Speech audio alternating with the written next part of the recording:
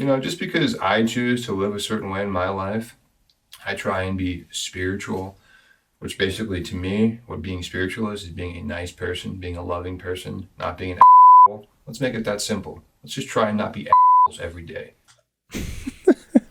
Well, that's obviously a very crude and simple way of putting it, but the reason why I like that is because we overcomplicate the act of being a loving person.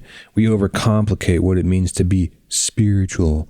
We overcomplicate these ideas around being a well-balanced human being, and we like to think that it means so much more than it actually does.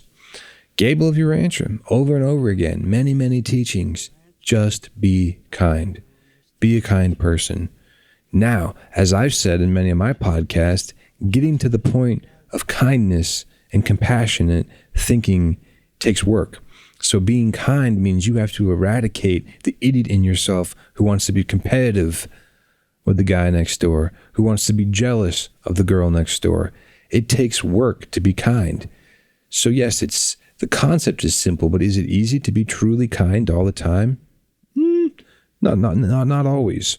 And so I think it's important for we as individuals to recognize that, because yes, the concept of running a marathon, you can, I have to run 24 miles, I can train, it's doable, and you do it.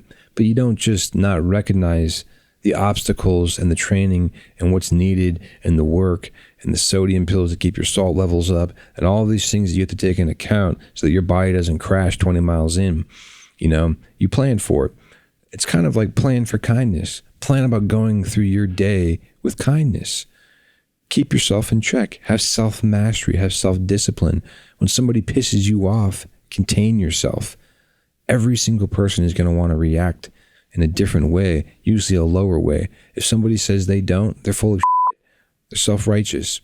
Truly spiritual people exercise self-mastery over their lower selves to the point where then they are always in control. It's not that they don't feel these things. It's not that they don't want to smack this person in the face for being a buffoon. Some might want to smack someone more than others. But it's more that they control it. And they transcended those urges through a lot of hard work. So kindness takes work. The whole concept of the spiritual master, the guru, the Buddha, they're loving and they're smiling and they're kind. They got to that point through tremendous work and self-mastery. Don't forget that.